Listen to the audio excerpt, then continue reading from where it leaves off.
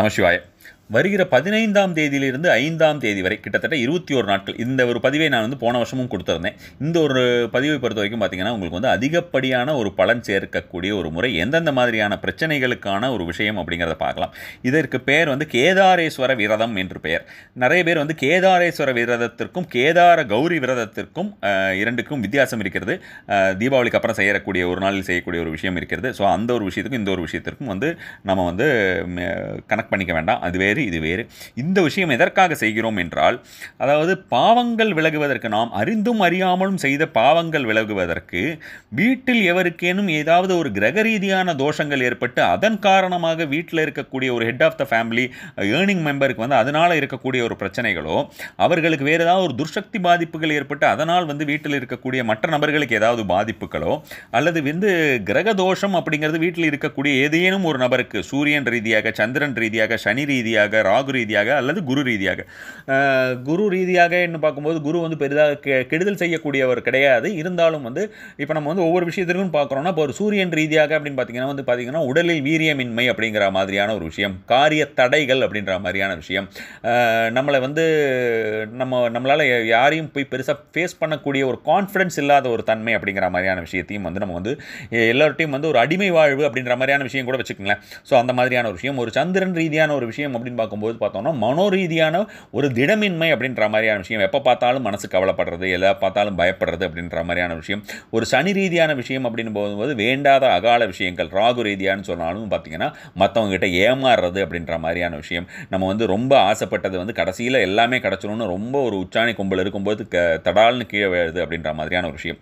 அப்புறம் நம்ம வந்து குரு ரீதியான ஒரு விஷயம் அப்படின்னு பார்த்தோம்னா, நம்ம வந்து ஒரு நல்ல விஷயங்களே நடக்கலை எனக்கு அப்படின்னு நினைக்கக்கூடிய ஒரு நபர்களாக இருந்தால், தெய்வ அனுகிரகம் இல்லை என்று நினைக்கக்கூடிய நபர்களாக இருந்தால், இப்படியெல்லாம் சொல்லலாம். இந்த மாதிரி ஒன்று 5 விதமான ஒரு கிரகத்தை வந்து இருக்கக்கூடிய ஒரு கோளாறுகளையும் நீக்கக்கூடியது.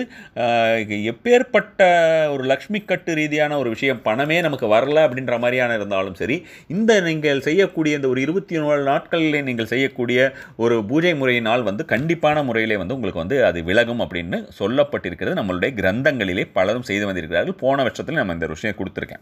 இது வந்து நீங்கள் என்ன பண்ணணும்னு பார்த்தீங்கன்னா, இந்த நாட்களில் டைமிங் வந்து உங்களுடைய கன்வீனியன்ட்டான டைமிங் வச்சுக்கோங்க. அகைன் டைமிங் கேட்க வேண்டிய அவசியம் கிடையாது. இதை நான் பலமுறை கூறியிருக்கேன். இருந்தாலும் ஒவ்வொரு பதிவிலுமே நம்ம அதை சொன்னதுக்கப்புறமும் கேட்குறாங்க. அதனால் இந்த ஒரு விஷயத்தை பொறுத்தவரைக்கும் டைமிங் வந்து உங்களுடைய கன்வீனியன்ட் டைமில் டெய்லி செஞ்சிடற மாதிரி இருந்ததுன்னா அதிகப்படியான பலன் இருக்கும்.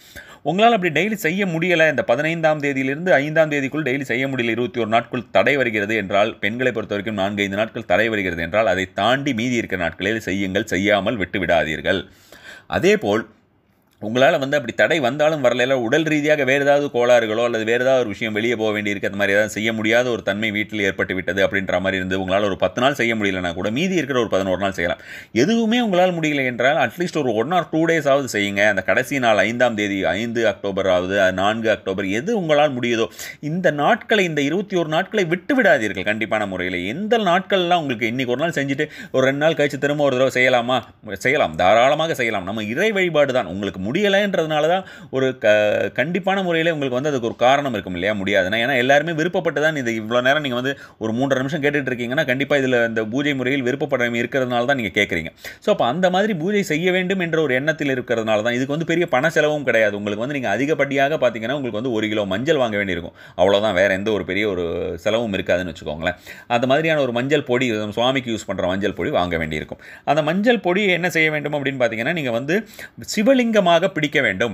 சிவலிங்கமாக பிடித்து சந்தனம் வைக்க வேண்டும். குங்குமம் வைக்கக்கூடாது, சந்தனம் வைக்கணும். சந்தனம் வைக்க முடிஞ்சதுன்னா ரொம்ப ரொம்ப நல்லது. சந்தனம் கண்டிப்பாகவே வையுங்கள், நல்ல சந்தனமாக வையுங்கள். தூய சந்தனம் வந்து வில்லையாக வைக்கிறாங்கல்ல, அதெல்லாம் டூப்ளிகேட். அதை தயவுசெய்து வாங்கி அதை வைக்காதீர்கள். ஸோ சந்தனம் வந்து நல்ல சந்தனம் வைக்க முடிந்தால் நல்ல சந்தனம் வைக்கலாம். அப்படி நல்ல சந்தனம் வைக்க முடியலன்னா உங்களுக்கு நல்ல விபூதி தான் இருக்குன்னா அதை கூட நீங்கள் வச்சு விட்டுறலாம், ஒன்றும் பிரச்சனை கிடையாது. ஸோ அதாவது சிவலிங்கம் வந்து சிவலிங்கமாக மஞ்சளையில் 21 நாட்கள் பிடித்து எவரொருவர் வில்வத்தால் அர்ச்சரிக்கிறார்களோ அவர்களுக்கு வேண்டிய செல்வத்தை நான் அருள்வேன் என்று கேதாரேஸ்வரர் கூறியிருக்கிறார், அதாவது சாட்சாத் சிவபெருமான் கூறியிருக்கிறார் அப்படிங்கிறதான் இந்த ஒரு விஷயம். ஸோ இந்த ஒரு நாளை பொறுத்த வரைக்கும் இந்த ஒரு விஷயத்தை நீங்கள் வந்து கண்டிப்பான முறையில் இந்த கிரகதோஷம் விலகுவதற்கு வீட்டில் எந்த மாதிரியான ஒரு பிரச்சனைகள் இருந்தாலும் அந்த விஷயத்தை எல்லாம் நீக்கிவிட்டு எல்லாமே ஒரு சுப தன்மை ஏற்படுவதற்கு இந்த ஒரு விஷயத்தை செய்யுங்கள். தினசரி கண்டிப்பான முறையில் ஏதாவது நிவேதனம் செய்யுங்க. தயிர் சாதம் ஆகட்டும், அதே மாதிரி வந்து பார்த்திங்கன்னா வெண்பொங்கல் ஆகட்டும், இதெல்லாமே வந்து பார்த்திங்கன்னா சிவனுக்கு வந்து ரொம்ப ரொம்ப பிடிச்சது. சரி, இந்த மஞ்சளை 21 நாள் நீங்கள் டெய்லி பிடிக்க சொல்கிறீங்களா, அது என்ன பண்ணுறது அப்படின்னு கேட்டிங்கன்னா, அது என்ன பண்ணுங்கன்னா, எடுத்து காய வைத்து விட்டு பொடி பண்ணி நீங்கள் வந்து என்ன பண்ணுங்கன்னா ஒரு இதில் போட்டு வச்சுக்கோங்க. இதில் ஒரு டப்பாவில் போட்டு வச்சுக்கோங்க. அந்த டப்பாவில் போட்டு வச்சுக்கிறத தினசரி வெளியில் போகும்போது அடுத்த ஒரு வருஷத்துக்கு நீங்கள் இதில் வைத்து கொண்டு போகலாம். உங்கள் வீட்டில் இருக்கிற எல்லோருமே வச்சுக்கலாம். ஒரு விதத்தில் நன்றாக புரிந்து கொள்ளுங்கள். ஒரு சில விஷயங்கள் செய்யும்போது வீட்டில் இருக்கக்கூடிய மற்றவர்களுக்கும் அந்த விஷயத்தை ஏதாவது ஒரு ரூபத்தில், சில பேர் நான் தெய்வமே நம்ப மாட்டேன் அப்படின்னு சொல்லிட்டு உட்காந்துருக்கிற ஒரு சில நபர்கள் எல்லாம் வீட்டில் இருப்பாங்க. ஸோ அந்த மாதிரி இருந்தாலும் ஏதாவது ஒரு ரூபத்தில் அவங்களுக்கு அது போய் சேர்ற மாதிரியான ஒரு விஷயமாக இருந்தால், அதாவது அப்படி வந்து அவங்க நெத்தியில் வச்சுக்க மாட்டேன்னா அவங்க குளிக்கிற தண்ணியிலேயாவது கொஞ்சம் போட்டு விடுறது, அந்த மாதிரியாக அப்படி எப்படியாவது போடுற மாதிரி இருந்ததுன்னா வீடு வந்து அனைத்து விதத்திலும் சுபத்தன்மையுடையதாக இருக்கும். நெற்றியில் வைத்துக் கொள்ளலாம். ஒரு சின்ன ஒரு பேப்பரில் பொதிஞ்சு நீங்கள் வந்து உங்களோட வேலெட்டில் வைக்கலாம், உங்கள் ஆர்னமெண்ட் பாக்ஸில் வைக்கலாம், உங்களுடைய ப்ராப்பர்ட்டி பேப்பர்ஸ் வச்சிருக்கிற இடத்துல வைக்கலாம். தினசரி ஏதாவது ஒரு பிரச்சனை இருக்கும்போது அந்த ஒரு மஞ்சளை கையில் வைத்துக்கொண்டு தியானித்து நீங்கள் வைத்துக்கொண்டு போனீங்களா கண்டிப்பான முறையிலே ஒரு அதிகப்படியான பலன் சேரும். உங்களுக்கு வந்து டிஸ்கிரிப்ஷனில் எப்படி அர்ச்சிக்க வேண்டும் என்றும் ரொம்ப பவர்ஃபுல்லான ஒரு மந்திரத்தையும் போடுறேன். அந்த மந்திரத்தை எவ்வளவு முறை கூற வேண்டும், அந்த அர்ச்சனை வந்து எப்படி செய்ய வேண்டும் அப்படின்றதையும் வந்து நான் டீட்டெயில்ஸ் போடுறேன். ரொம்ப பெரிய விஷயம்லாம் இல்லை. டெய்லி வில்வம் வாங்கி செய்யுங்கள். இந்த 21 நாட்களில் வில்வம் வாங்குவதால் நாம் எதுவும் கெட்டு போய்விட போவது கிடையாது. டெய்லி வில்வம் வாங்குங்க. ஒரு சில பேருக்கு வந்து என்னால் வாங்குறதுக்கு வசதி இருக்குது, ஆனால் எனக்கு வந்து கிடைக்க மாட்டேங்குது அப்படின்னு சொல்லக்கூடிய நபர்களும் இருக்கலாம். அந்த மாதிரி இருக்கக்கூடிய நபர்கள் மட்டும் அக்ஷதை எடுத்துக்கலாம். பச்சரிசியில் கொஞ்சம் மஞ்சள் சேர்த்து அக்ஷதை எடுத்துக்கொள்வது வந்து அந்த மாதிரி அக்ஷதையை வந்து போட்டு இது பண்ணிக்கலாம். அதுக்கப்புறம் அந்த அக்ஷதையை அப்படியே எடுத்துட்டு அந்த அக்ஷதையும் வந்து நம்ம தலையில் போட்டுக்கிறது, நம்மளுக்கு வயதுக்கு கீழே இருக்கிறவர்கள் தலையில் போடுவது, நம்ம வயதுக்கு மூத்தவர்களாக இருந்தால் அவர்களிடம் கொடுத்து நாம் வந்து ஆசி வாங்குவது போல் அதை தலையில் போட்டுக்கொள்வது அப்படின்ற ஒரு விஷயமாகட்டும்.